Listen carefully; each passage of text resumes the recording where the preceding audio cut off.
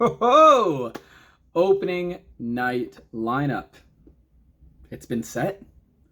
Well, I guess the opening night roster has been set for the Toronto Maple Leafs for the 2024-2025 season. And there's some practice lines going on. And it looks like Bobby McMahon is the odd man out.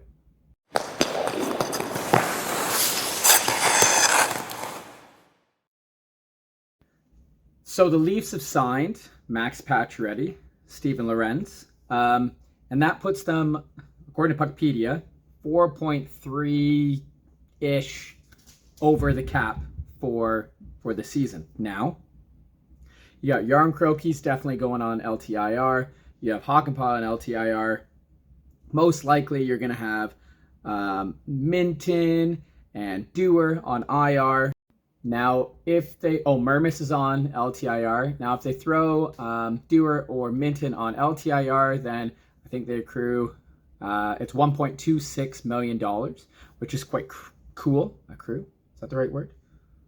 I don't know. They have $1.26 million additional to spend if they need to. But I don't think they're going to. Max Pacioretty is like over $800,000 with...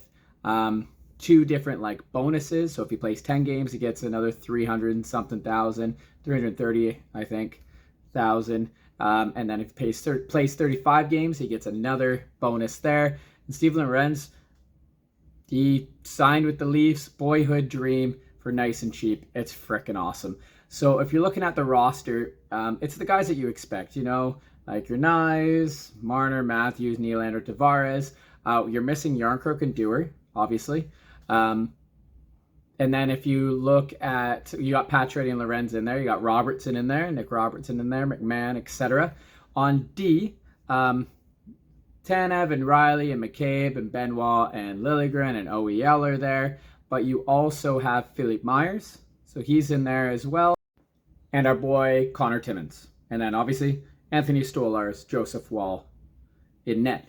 Looking good. Practice lines, it's looking nice. Marner, Matthews, as it should. I think that's an amazing line. You've got Tavares with Nylander and Domi. I think Domi and Nylander are just going to find each other. It's going to work. Nylander's not playing center. Good. Play him on the wing. Play him on the wing. Let him dominate. Third line, right now, Holmberg, Pacioretty are together with Robertson.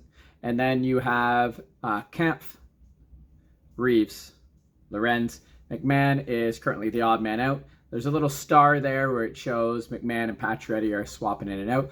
I see that as, you know, game one versus Montreal. Pacioretty has to play Montreal. But then he'll be sitting game two because it's back-to-back when they play New Jersey, and I think McMahon will be in there. Berube did say, you know, McMahon, he looked a bit timid out there during the preseason, and who wouldn't after coming off of, you know, the surgery and everything that, and the injury that he had to deal with. So it makes sense. And why not give Patches? You've got him to that, like, you know, the 10 game, 35 game bonus, because he's not going to play every game. Similar to, I don't expect like Reeves to play every game. Reeves is playing against Montreal. Pacioretty's playing against Montreal. McMahon's the odd man out. You can't sit Robertson after his amazing preseason. The guy is just a snipe show. But I can see Pacioretty sitting against New Jersey and McMahon back in. Now, it's in defense where it gets really interesting because you have your Riley Tanev, as we expect. You've got your OEL and you've got McCabe. Okay, cool. I like that. And then you've got Connor Timmins playing with Benoit. So not Timothy Liljegren, who you just paid $3 million for. You got Connor Timmins in there. And the reason, I believe, must be that Liljegren didn't really show much in the preseason. Will he play against New Jersey? I expect so. Not play against Montreal, play against New Jersey? Yeah, Timmins will be out. He'll be in. But you also got a guy like Philippe Myers who had a pretty darn good preseason. And he's a big boy, a big body. He could get in there as well. So who knows?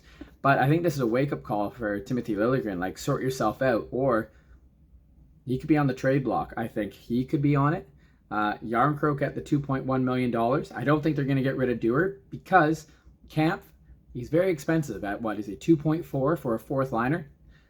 Dewar might, when he's ready, be able to fill in that fourth line role, even though Kemp does do a lot at $2.4 million. It's expensive. But at the same time, I do like his defensive responsibility, him with Reeves, who's just crashing. And then Lorentz, just a smaller bowling ball. Boom, boom, boom, or battering ram. I forget what Reeves said. He just said he had a better tan. Reeves has a better tan than Lorentz.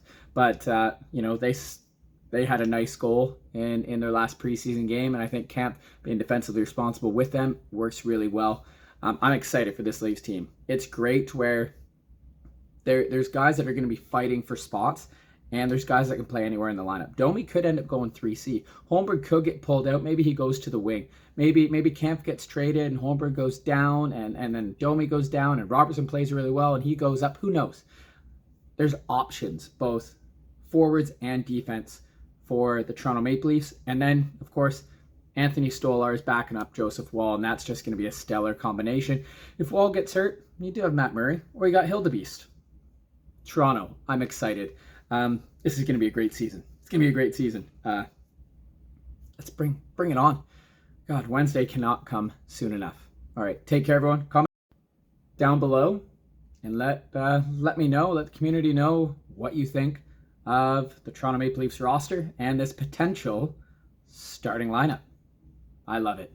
Go Leafs, go. Hockey's back.